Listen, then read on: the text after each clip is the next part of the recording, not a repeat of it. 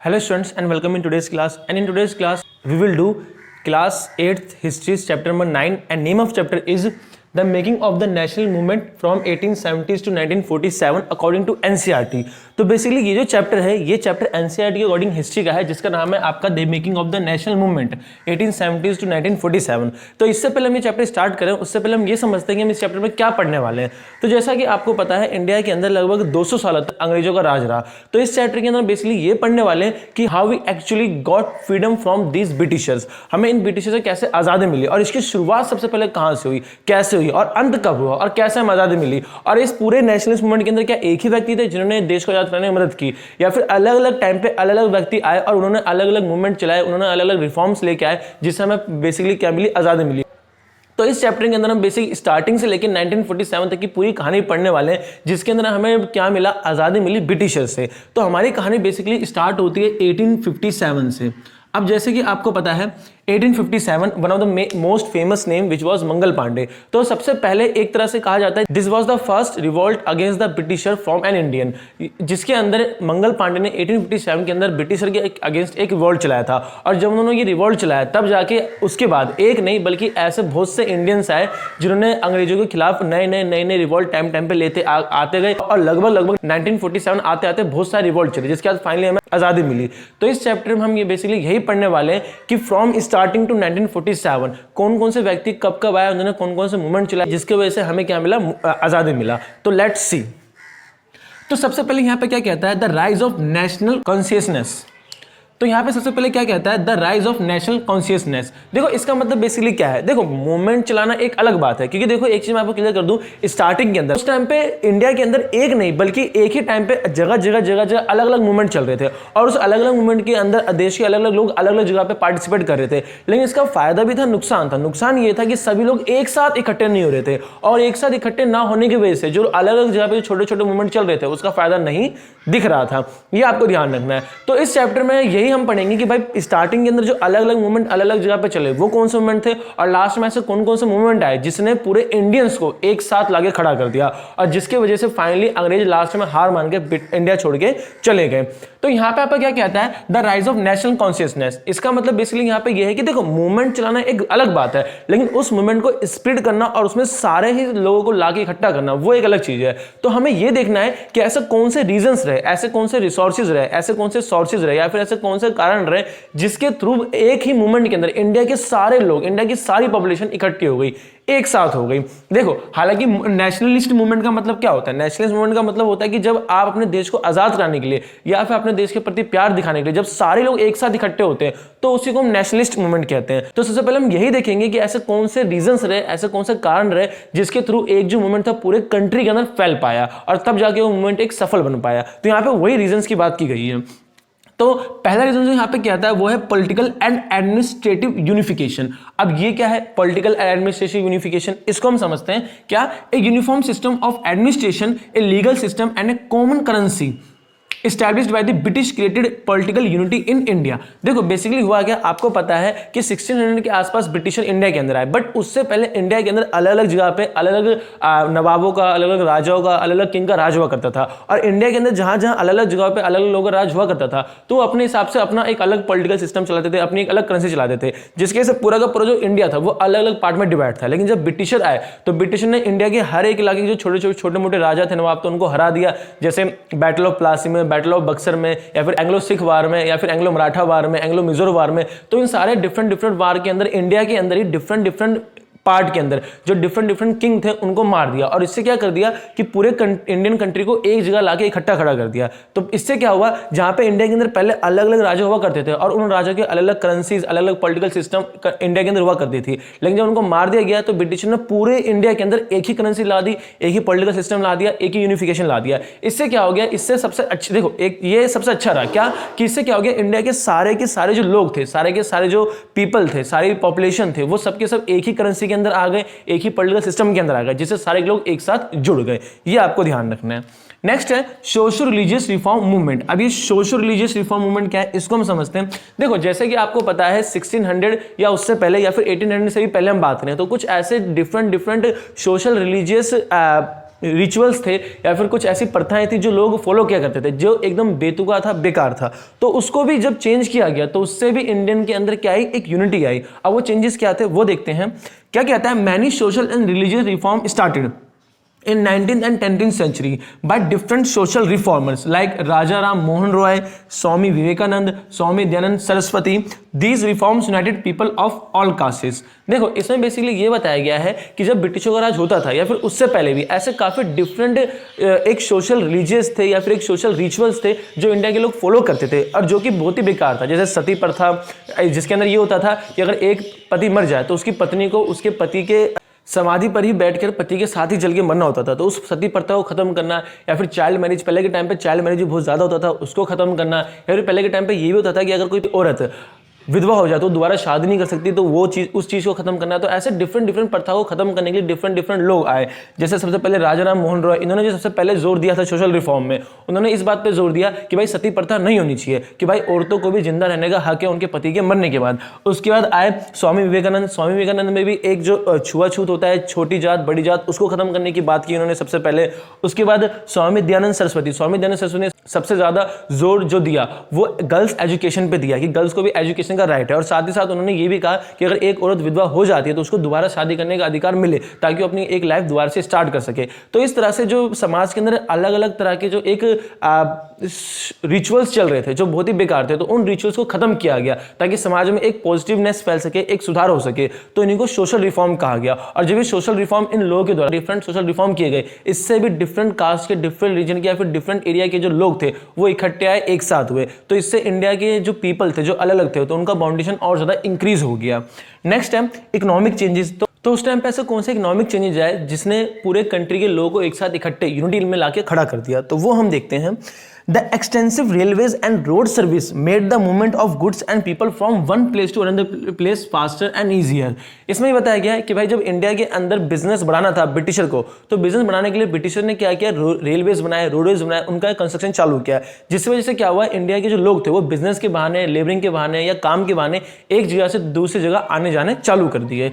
By working and traveling together, people of different religious caste came together. अब इससे क्या हुआ, इससे ये हुआ कि भाई जब एक जगह से दूसरी जगह लोग आने जाने लगे, डिफरेंट कास्ट के, डिफरेंट रिलीजन के या फिर डिफरेंट रीजन के लोग एक जगह पे दूसरी जगह आने लगे, एक दूसरे से मिलने लगे, तो उनके जो आपस में जो सेम फीलिंग्स थी, सेम इमोशंस थी, वो आपस में शेयर करने लगे। और इससे क्या हो गया, इससे उनके बीच में भाईचारे की जो भावना थी वो और ज्यादा इंक्रीज होने लग गई।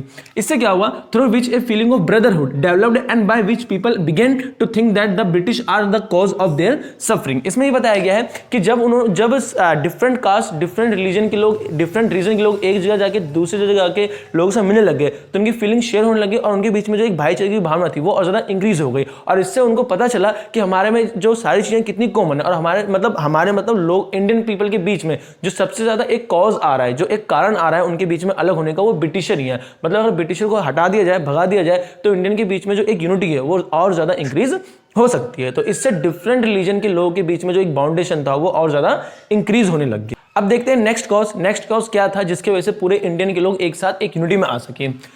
Impact of the western thought and education.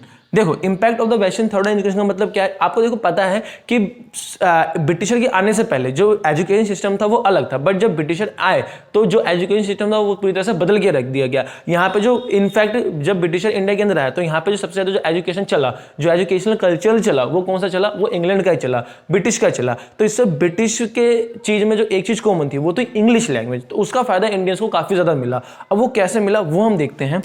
English became the common medium of instruction through which people of different section come together. इसमें ये बताया गया है कि देखो सिंपल चीज है, इंडिया आपकी एक बहुत बड़ी कंट्री है। अभी तो इंडिया सिर्फ इतना साइलिंग, पहले इंडिया आपका अखंड भारत था जिसके अंदर पाकिस्तान भी, इंडिया, बांग्लादेश भी, ये सारे पार्ट आपके आया करते थे। तो इतना बड़ा इंडिया का इतना बड़ा पार्ट होने की वजह से तो इंडिया के जो डिफरेंट एरिया पे जो डिफरेंट लोग रहा करते थे उनका लैंग्वेज पूरा अलग हुआ करता था। और अलग लैंग्वेज होने की वजह से तो इंडिया के जो लोग थे वो आपस में एक दूसरे की बात शेयर नहीं कर पाते थे, समझ नहीं पाते थे। लेकिन जब इंडिया के अंदर वेस्टर्न एजुकेशन आया तो वेस्टर्न एजुकेशन के अंदर जो मीडियम ऑफ इंस्ट्रक्शन था, यानी जो इंग्लिश लैंग्वेज था वो कॉमन था। और जब इस इंग्लिश लैंग्वेज को इंडिया के हर एक इलाके के लोगों ने सीखा तो इससे वो लोग आपस में एक दूसरे के साथ सेम थॉट शेयर करने लग गए with the help of English. जिसके बाद क्या कहता है, they began to understand the feeling and the suffering of one another and learned about the national movement of different country। अब जब उनकी जो इंग्लिश लैंग्वेज थी जब कॉमन हो गई और वो एक दूसरे से फीलिंग शेयर करना चालू कर दिया, तो उनको ये पता चला कि सबके बीच में जो कॉज ऑफ सफरिंग है, मतलब सब जो एक सेम चीज से जो परेशान है वो ब्रिटिशर से ही परेशान है। तो उसके बाद उन्होंने और ज्यादा उनके बीच में एक यूनिटी इंक्रीज हो गई और उन्होंने डिसाइड किया अगर हमें आजाद होना है तो हमें साथ में मिलकर ब्रिटिशर के अगेंस्ट लड़ना पड़ेगा। और इसके लिए उनके अंदर जो एक जो मतलब एक अवेयरनेस थी वो कहां से आई, तो वो आया अवेयरनेस उनका learn about the national movement of different country. देखो इंडिया एक ऐसी लोती कंट्री नहीं है जिसके अंदर एक नेशनल मूवमेंट चला, बल्कि इंडिया के अलावा फ्रांस, जर्मनी, ग्रीस, इटली या डिफरेंट कंट्री थे जिनका या तो ब्रिटिशर के अगेंस्ट ही चला है या तो उनका अपना जो डिफरेंट मोनार्की था उनसे एक मूवमेंट चला है। तो जब इंडियन के लोगों ने वेस्टर्न एजुकेशन के थ्रू डिफरेंट कंट्री के डिफरेंट मूवमेंट के बारे में पढ़ा, तो उन्होंने ये समझा कि जब दूसरी कंट्री के लोग मूवमेंट चला के अपने आप को आजाद करा सकते हैं तो हम इंडियंस क्यों नहीं आजाद करा सकते। तो इससे इंडियंस के बीच में जो मूवमेंट की जो अवेयरनेस थी वो और ज्यादा इंक्रीज हो गई अगेंस्ट द ब्रिटिशर्स। नेक्स्ट क्या कहता है, thought of the philosopher of these countries made Indian aware about the idea of the nationalism. इसमें यह बताया गया है कि जब इंडियंस ने वेस्टर्न एजुकेशन के थ्रू दूसरी कंट्री के नेशनल मूवमेंट के बारे में पढ़ा तो वहाँ के जो डिफरेंट फिलोसफर थे उनके आइडियोलॉजी को समझा। उनके फिलोसफर की जो आइडियोलॉजी थी बेसिकली ये था कि सबके अंदर यूनिटी होनी चाहिए, फ्रीडम होनी चाहिए, लिबरलिज्म होना चाहिए और राइट ऑफ एजुकेशन होना चाहिए, डिफरेंट राइट्स हों, डिफरेंट रिस्पॉन्सिबिलिटी हो। तो जब इस तरह से डिफरेंट थॉट इंडियंस ने पढ़े डिफरेंट फिलोसफर के, तो उनको इन थॉट को उन्होंने इंडियंस के बीच में फैलाया and they came together to make their country free from the britisher with the help of different movement. तो देखो ये तो कुछ कोजेस थे जिसके थ्रू इंडियंस एक साथ इकट्ठे हुए। इनके अलावा और कौन कौन से कोजेस थे जिसके through all Indian came together against the britisher, वो अब हम देखते हैं। नाउ अब हम देखते हैं और भी ऐसे पॉइंट जिसके थ्रू इंडिया के जो पूरे लोग थे वो एक साथ हुए, एकजुट हुए to against the britisher to make their country free. या फिर हम ये कह लें कि उन सभी लोगों के बीच में और यूनिटी की फीलिंग कैसे आई, उसके और रीजन हम देखते हैं। तो यहाँ पे जो नेक्स्ट और फिफ्थ रीजन है वो क्या है, इंडियन प्रेस एंड लिटरेचर। यहाँ बेसिकली आपको ये बताया गया कि इंडिया के जो लोगों के बीच में एक यूनिटी आई, उनके अंदर जो नेशनलिज्म की एक फीलिंग आई, ठीक है, उनके अंदर जो ये फीलिंग आई कि उन्हें ब्रिटिशर से आज़ाद होना, अपनी कंट्री को आज़ाद कराना है, उसको उस फीलिंग को एक्सपेंड करने के लिए बढ़ाने में जिनका हेल्प रहा वो प्रेस और लिटरेचर का भी रहा। तो दोनों को हम एक एक करके समझते हैं। तो सबसे पहले हम प्रेस का देखते हैं। प्रेस यानी कि न्यूज़पेपर, उनका क्या रोल रहा। The Indian press both in English and vernacular languages are played a critical role in nationalism. यहाँ पे ये बताया गया है कि जब इंडिया के अंदर नेशनलिज्म को बढ़ावा देने के लिए सिर्फ जो इंग्लिश लैंग्वेज थी वही नहीं बल्कि वर्नाकुलर लैंग्वेजेस ने भी हेल्प किया था पूरे कंट्री के अंदर नेशनलिज्म की फीलिंग को बढ़ाने के लिए। अब इंग्लिश लैंग्वेज तुमको पता है, वर्नाकुलर लैंग्वेज का मतलब क्या होता है, जो भी आप जिस भी इलाके में रहते हो तो उस इलाके का जो लोकल लैंग्वेज होता है वही वर्नाकुलर लैंग्वेज होता है। जैसे कहीं तमिल है, कहीं मराठी है, कहीं भोजपुरी है, कहीं मैथिली है, कहीं कोई और लैंग्वेज है। तो उस तरह के जो रीजनल लैंग्वेज होते हैं उन रीजनल लैंग्वेज को वर्नाकुलर लैंग्वेज कहते हैं। तो उस टाइम के प्रेस जो छपते थे वो इंग्लिश लैंग्वेज में तो छपते थे लेकिन साथ में वर्नाकुलर लैंग्वेज यानी कि लोकल लैंग्वेज में भी छपते थे ताकि हर एक लोग उस न्यूज़ को पढ़ पाए। अब आगे देखते हैं।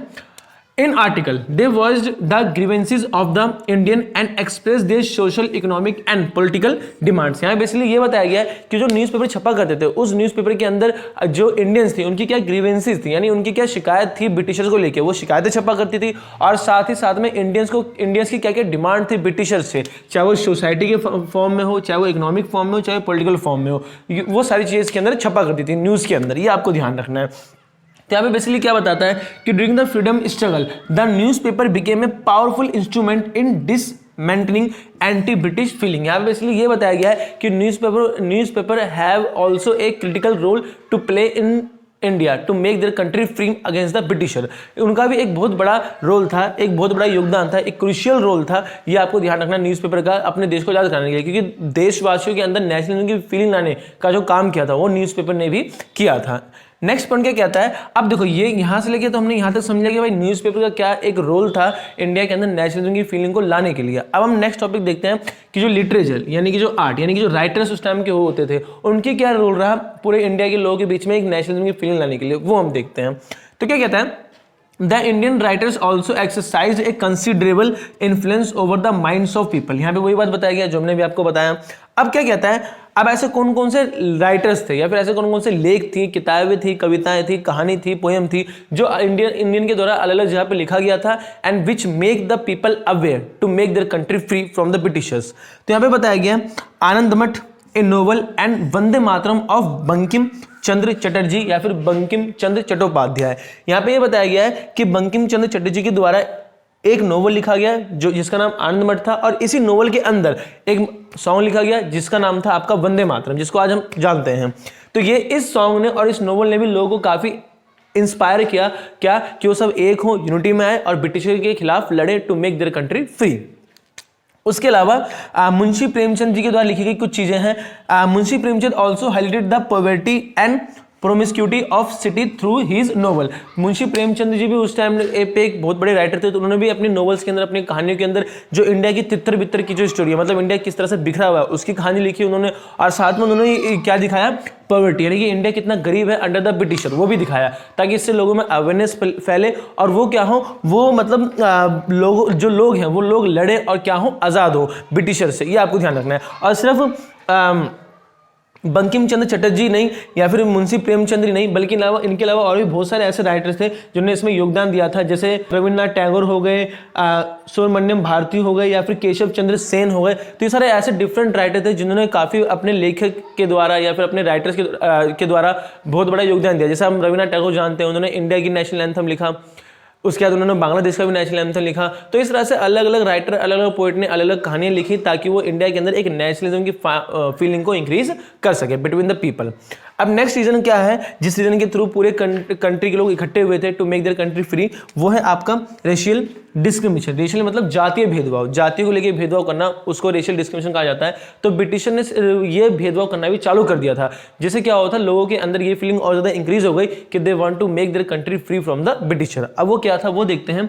The situation took a serious turn after the uprising of 1857। देखो, ये जो रेशियल डिस्क्रिमिनेशन है इंडिया के अंदर, ब्रिटिशरों का इंडियन को लेके भेदभाव तब इंक्रीज हुआ जब 1857 की एक बहुत बड़ी रिवोल्ट आया। अब आपको याद हो, तुमने इस वीडियो के स्टार्टिंग में आपको बताया था कि 1857 के टाइम एक ऐसा रिवोल्ट हुआ था इंडियंस के द्वारा जो ब्रिटिश के खिलाफ पहला रिवोल्ट माना जाता था, and this revolt was started by the Mangal Pandey. उस रिवोल्ट में बेसिकली हुआ क्या था, जो मंगल पांडे थे वो पहले अंग्रेज के सैनिक का एक हिस्सा हुआ करते थे। तो उस टाइम पे जो बंदूक का इस्तेमाल हुआ करता था, उस बंदूक की जो गोली भरी जाती थी या बारूद उसके अंदर भरा जाता था, तो उस बारूद के अंदर ना गाय या फिर पिग की चर्बी हुआ करती थी, और उस बारूद को गोली में डालने के लिए मुंह से उस गोली को खोलना पड़ता था। अब उस बंदूक के अंदर लगने वाली गोली के अंदर क्योंकि चर्बी लगी थी जानवरों की, तो चर्बी लगी होने की वजह से उस गोली को मुंह से खोलने से मंगल पांडे ने मना कर दिया था, जिसके बाद मंगल पांडे को अंग्रेजों ने सजा दी थी। और उसके बाद से ये जो इंसिडेंट हुआ, इस इंसिडेंट को ब्रिटिश के अगेंस्ट पहला इंसिडेंट या फिर पहला रिवोल्ट माना जाता है। तो ये रिवोल्ट 1857 में हुआ था,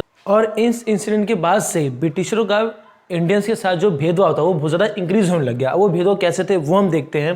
क्या कहता है, India and Indian were insulted, humiliation and contemptuous treatment. यहाँ पे बेसिकली ये बताया गया है कि इंडियन के साथ काफ़ी ज़्यादा भेदभाव होने लग गया, उनके साथ मतलब उनका काफ़ी ज़्यादा इंसल्ट किया जाने लग गया, उनके साथ निर्दयी व्यवहार किया जाने लग गया। ठीक है, उनको इक्वलिटी नहीं दिया जाता था ब्रिटिशर और इंडियन को दोनों साथ में। कैसे, क्या होता था कि earlier Indian were not allowed to enter European clubs and hotels. पहले के टाइम पे ये हुआ करता था कि पहले के टाइम पे जो भी इंडियंस होटल्स, जो इंडिया के अंदर जो यूरोपियन होटल्स हुआ करते थे या फिर क्लब्स हुआ करते थे, तो उन यूरोपियन क्लब्स के अंदर, इंडिया के अंदर ही उन क्लब्स के अंदर इंडियंस को जाना अलाउ नहीं था। मतलब यूरोपियन और इंडियन एक साथ पार्टी घूमना फिरना नहीं कर सकते थे। Next, they were not allowed to travel with the britisher in the same compartment. यहाँ पे ये बताया गया कि इंडियंस को ये भी अलाउ नहीं था कि जिस ट्रेन के जिस कंपार्टमेंट के अंदर ब्रिटिशर्स हैं उस कंपार्टमेंट के अंदर इंडियन भी ट्रैवल करें। मतलब इंडियन का एक अलग कंपार्टमेंट और ब्रिटिशर का एक अलग कंपार्टमेंट हुआ करता था। मतलब इंडिया के अंदर इंडियन के साथ ही ब्रिटिशर काफी ज्यादा भेदभाव किया करते थे। नेक्स्ट है, all these and similar step of britishers increase the racial bitterness which added fuel to the fire of nationalism. इसमें ये बताया गया कि ब्रिटिशर जो इंडियन के साथ ये सारे भेदभाव किया करते थे, तो इस भेदभाव ने और ज्यादा आग के अंदर घी का काम किया, और इससे इंडियंस के अंदर जो फीलिंग्स थी नेशनलिज्म की, वो फीलिंग और ज्यादा क्या हो गई, इंक्रीज हो गई। ये आपको ध्यान रखना है। तो देखो, इसी के साथ हमारे ये पॉइंट्स खत्म होते हैं।